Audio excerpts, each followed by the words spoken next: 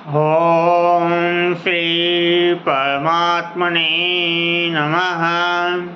श्रीमद्भगवद्गीता अथ द्वादशोऽध्याय। अर्जुन उवाच एवं सततयुक्ता ये भक्तास्त्वां पर्युपासते ये चाप्यक्षरमव्यक्तं तेषां के योगवित्तमाः। श्रीभगवानुवाच मय्यावेश्य मनो ये मां नित्ययुक्ता उपासते श्रद्धया परयोपेतास्ते मे युक्ततमा मताः। ये त्वक्षरमनिर्देशम् अव्यक्तं पर्युपासते सर्वत्र गमचिन्तं च कुटस्थमचरन् भुवं सन्नियमयेन्द्रियग्रां सर्वत्र सम्बुद्धयः ते प्राप्नुवन्ति मामेव सर्वभूतहिते रताः। क्लेशोऽधिकतरस्तेषाम् अव्यक्तासक्तचेतसाम् अव्यक्ता हि गतिर्दुःखं देहवद्भिरवाप्यते। ये तु सर्वाणि कर्माणि मयि सन्न्यस्य मत्पराः अनन्येनैव योगेन मां ध्यायन्तः उपासते तेषामहं समुद्धर्ता मृत्युसंसारसागरात् भवामि न चिरात् मय्यावेशितचेतसां मय्येव मन आदस्व मयि बुद्धिं निवेशय निवसिष्यसि मय्येव अत ऊर्ध्वं न संशयः।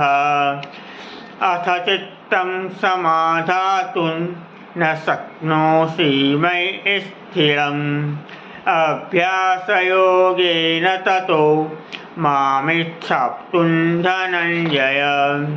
अभ्यासेऽप्यसमर्थोऽसि मत्कर्म परमो भव मदर्थमपि कर्माणि कुर्वन् सिद्धिमवाप्स्यसि।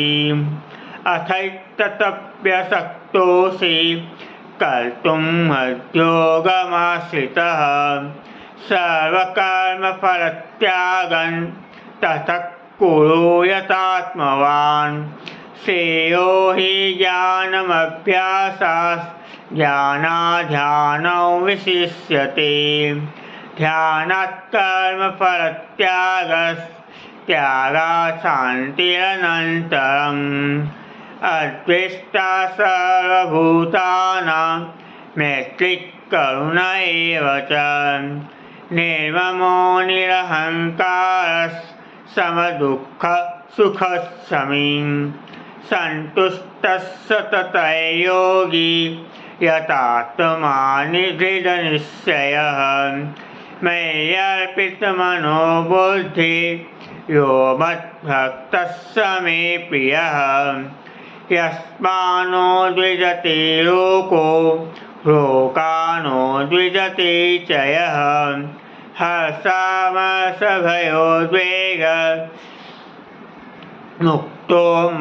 मुक्तो यः स मे प्रियः।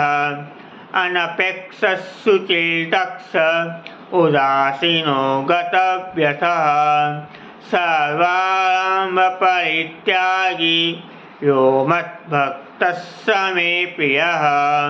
यो न हृष्यति न द्वेष्टि न शोचति न काङ्क्षति शुभाशुभपरित्यागी भक्तिमान्यः स मे प्रियः। समशत्रौ च मित्रे च तथा मानापमानयोः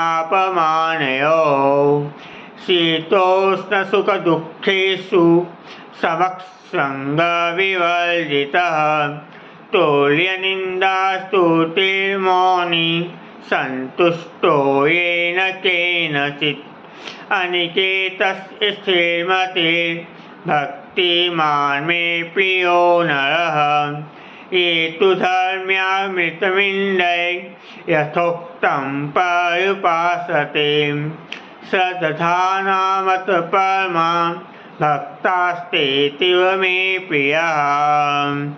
ॐ तत्सदिति श्रीमद्भगवद्गीतासु उपनिषत्सु ब्रह्मविद्यायां योगशास्त्रे श्रीकृष्णार्जुनसंवादे भक्तियोगो नाम द्वादशोऽध्यायः। ॐ श्रीकृष्णार्पणमस्तु।